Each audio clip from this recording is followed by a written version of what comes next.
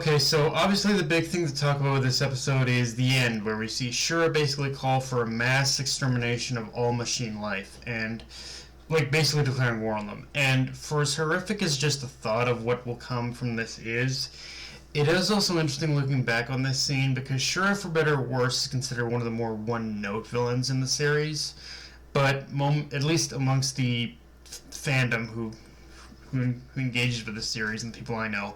But moments like this, I think, does show that he's that he's a lot more than just a psychotic asshole. He is kind of a master manipulator and very good at playing the role of a politician. Like, every word of that speech, he was practiced and measured, but obviously behind the scenes, we know he's, again, a raging psychopath who just wants the thrill out of the carnage and destruction that this whole war against machines is going to wreak. So, while it doesn't add all that many layers to him, it does show there's a little more to him outside of just being a crazy psychopath who loves mindless violence. And that in an odd sort of way, even though he's going to get personal pleasure out of the experience, he isn't wrong in that sense. He isn't wrong in that sense either. Like, his actions are the ultimate extreme to protect. Is going to the ultimate extreme, but but at the same time, doing so, it does kind of serve the secondary of actually protecting the people. Like, unfortunately, that doesn't save him from the other things he's done that's going to be revealed, but we'll get to that when we get to it. And yeah, with that said, let's talk about the beginning of the episode where we see the whole confrontation between Shiki and Ziggy. And honestly, looking back on the scene with context from the manga is honestly even more fascinating than the Shura stuff because it's more fascinating than the Shura stuff because even though it is revealed the whole thing was arranged by Zenolith, it's one of those things where, knowing what I know from the manga, from a certain point of view, this does paint Ziggy's kind of like actions in an interesting light, and how going up against Ziggy and Shura is going to be the ultimate test for Shiki towards understanding like the nature of just the power of gravity and just how dangerous that power is. Like, it's one of those things where when you get down to it, Ziggy like Shiki up to this point, like, I'm not saying he's never understood the nature of his power, but I think he hasn't really fully grasped as to what harnessing gravity truly means. And on top of the lessons Zenolith taught him, I think this whole confrontation is really going to put him through the ringer of just understanding what the power of Satan gravity is really capable of. But on a more general level, I am getting more the sense, revisiting this material, that Ziggy himself is putting Shiki through some kind of twisted trial. And yeah, the whole warning Zenolith gave Shiki about becoming like Ziggy, there's definitely weight to that one. But yeah. With that said, this episode also dives much more heavily into trying to piece together missing gaps in the Starshine's memories, and just the events and circumstances surrounding how Ziggy found Shiki and all that, and what happened with Mother and whatnot. Which, yeah, the prevailing theory there right now is that Shiki is connected to Mother in some way, and for as fragmented as the sequence of past events is, that does more or less seem to be the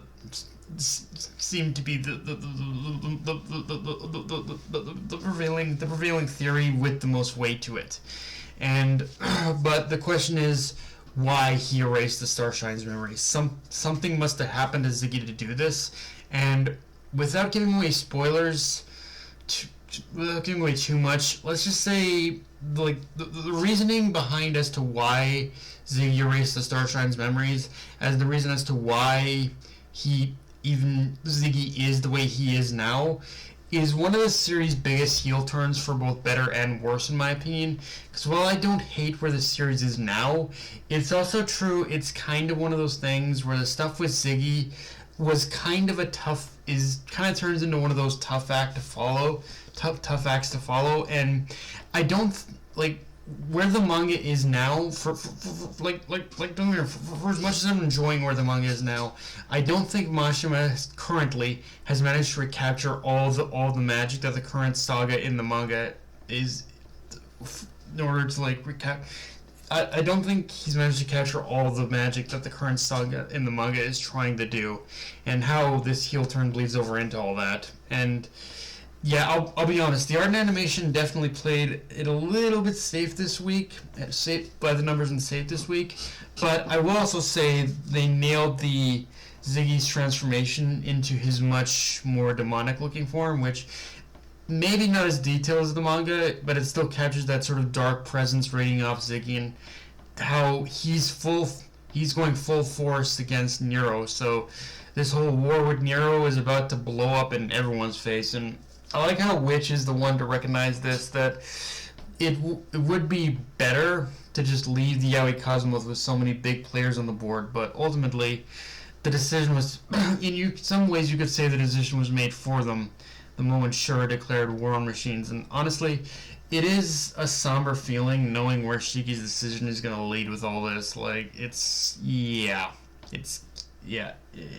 kind of, that. But of course, the big reveal we get is that another big reveal we get is that Zenolith has one of the mother relics in his possession. And again, I've mentioned this before in my manga reviews, but these relics really do feel like the most inconsequential part of the story, at least so far as it's been shown. Like, the only way I can defend the relics at this point is that they were meant to lead the crew to a certain individual who can bring them to Mother, rather than leading to Mother herself. That's the only way I can defend the relics anymore, and manga readers know who it is I'm talking about in regards to the person that these relics are going to lead them to. But again, that's the best case scenario I can come up with for these relics. Again, the outside of that, like, there's not much else to them. Like, what you're seeing is what you're getting with the relics, and they don't really touched on in the way I would have liked them to be. And yeah, Zenolith mentioning Rebecca's power as one that can change the world is kind of funny looking at where the story is now, and Witch bringing up the idea of training in the bath is one of those things that I like how Mashima does. It's one of those things I like that Mashima does with this series, which is he combines practicality with the fan service. So yeah, it's a battle of Witch and Rebecca sparring naked. That's obviously the thing, but because of the practical applications of the bath, it's not a terrible way for Rebecca to get stronger either. And I like how through that training montage moment in the episode, we also see how versatile Zenolith's combat knowledge, knowledge in combat and just life experience truly is, and how capable he is at giving out advice and lessons to all the crew, not just Shiki. Like, it's a very simple and straightforward way of, in my opinion, showing how he does have a wealth of knowledge. He does have a wealth of knowledge and experience. He as one of the Sakura Knights that he can give out to the crew. And yeah, the only other thing I'll say is Couchpo's advice to Rebecca about you should have put all of your adventure on the Mud Planet into the video is kind of one of those things where, like, that's kind of one of the most real advice like someone can give a content creator is just you gotta be authentic kind of thing. So yeah, it is so yeah.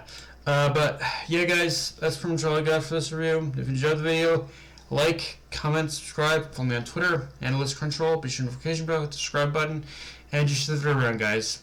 Dark Knight of Renee, signing off. Later, everyone.